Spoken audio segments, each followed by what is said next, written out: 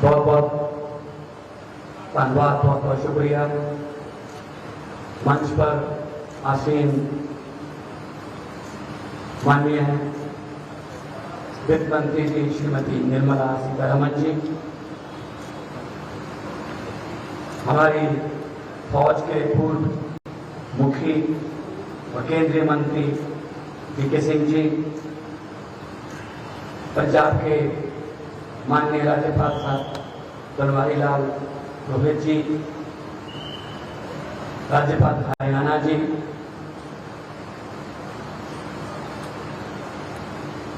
चंडीगढ़ के चुने हुए मेंबर पार्लियामेंट मैडम किरण खेर जी,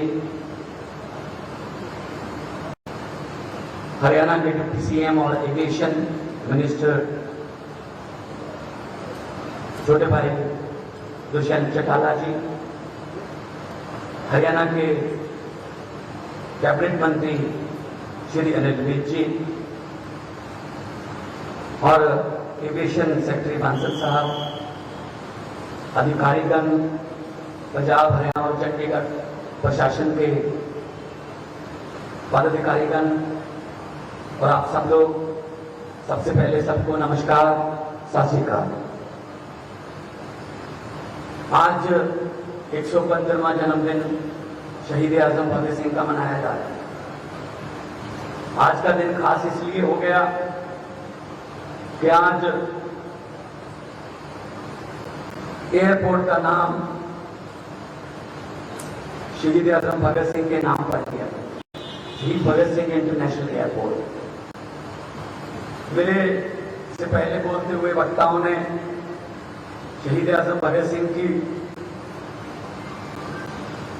जंग आजादी की बहुत सी यादें ताजा की। शहीद भगत सिंह एक व्यक्ति नहीं थे, एक सोच, इंसाइक्लोपीडिया थे। जिस दिन वो किताब पढ़ रहे थे, फांसी थी जिस दिन अर्ली मॉर्निंग, किताब पढ़ रहे थे, जब उनको लेने के लिए फांसी के तख्ते पर ले जाने के लिए सिपाही आया तो उन्होंने उस किताब का पन्ना वहीं फोल्ड कर दिया कि आगे यहीं से शुरू करेंगे। ये जज्बा था उनमें। जिस उम्र में शहीद आजम भगत सिंह, राजगुरु सुखदेव, उन्होंने फांसी का फंदा चुपा, 23 साल की, महज 23 साल की, 22.5 साल की तीनों की उम्र थी। 23 साल की उम्र में आज का युवा अपने पिताजी से मोटरसाइकिल की मांग करता है, पिताजी मुझे मोटरसाइकिल चाहिए, कहीं से भी लाके दो। लेकिन शहीद आजम भगत सिंह उस समय 23 साल की उम्र में अंग्रेजों से मुल्क की मांग कर रहे थे कि हमारा मुल्क छोड़ के चले जाओ, हम इस देश के मालिक हैं, हम अपने देश को खुद चलाएंगे। ये फर्क है। उनके नाम पर बहुत देर से ये मांग उठ रही थी कि शहीद भगत सिंह जी के नाम पर यह इंटरनेशनल एयरपोर्ट का नाम होना चाहिए। दुष्यंत चौटाला जी से मीटिंग हुई, हमने लेटर बनाकर एविएशन मिनिस्ट्री को भेजा, पर्सनली भी मिले। जैसा कि दुष्यंत जी ने कहा, इतनी जल्दी प्रधानमंत्री जी ने हमारी मांग पूरी की कि 28 सितंबर आज का दिन है। हमने यही किया था कि सर 28 सितंबर को उनका जन्मदिन है, अगर उससे पहले अनाउंसमेंट हो जाए तो बहुत बड़ी श्रद्धांजलि और उनकी आत्मा को सुकून मिलेगा। तो मैं आभार व्यक्त करता हूं प्रधानमंत्री जी का कि उन्होंने इतनी जल्दी इस मांग को पूरा किया और उस मांग पर अमल करने के लिए आज केंद्रीय मंत्री यहां पर पहुंचे। यहां से दुबई और शारजा के लिए फ्लाइट हैं, जैसा कि वीके सिंह जी ने कहा। देश के लिए तो बहुत सी डोमेस्टिक फ्लाइट्स हैं। ये चंडीगढ़ ऐसा शहर है जिसको देखने के लिए भी बहुत से लोग आते हैं और चंडीगढ़ सिटी ब्यूटीफुल के नाम से जाना जाता है। हर फैसिलिटी मौजूद है। हरियाणा ने बहुत तरक्की की है, पंजाब में भी, मोहाली में बहुत तरक्की हो रही है।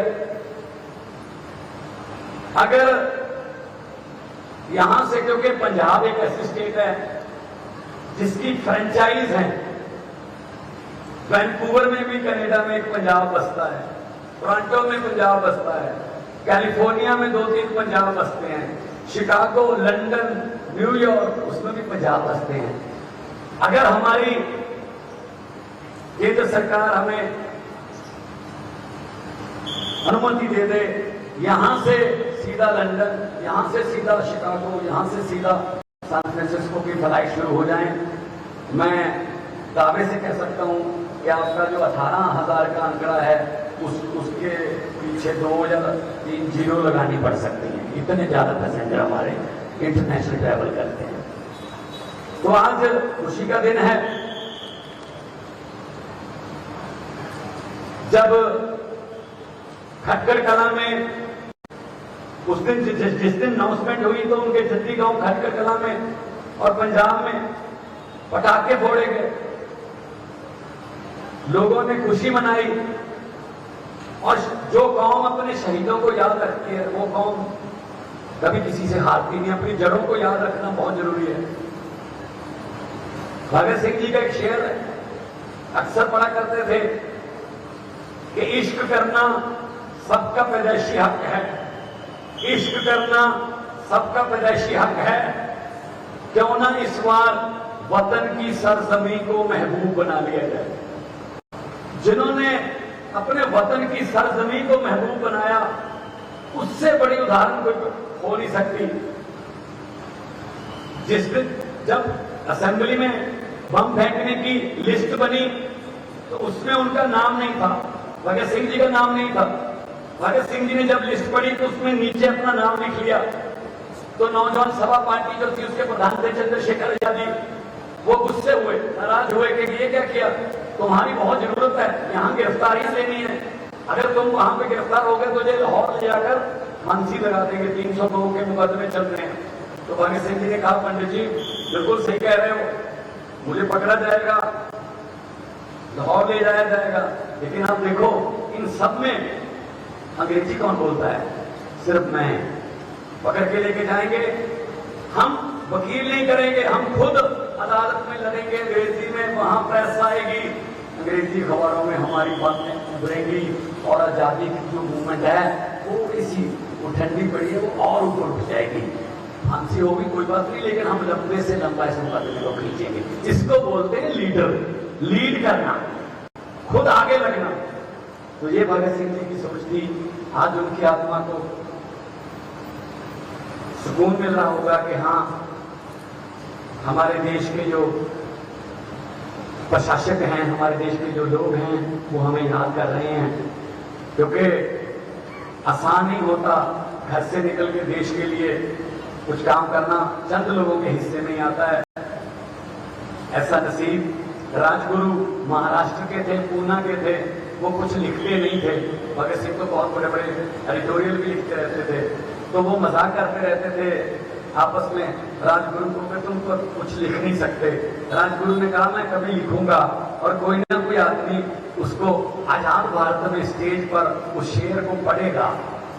तो नहीं लिख पाए, फांसी का टाइम भी आ गया, कहते कब लिखेगा, कहते लिखूंगा।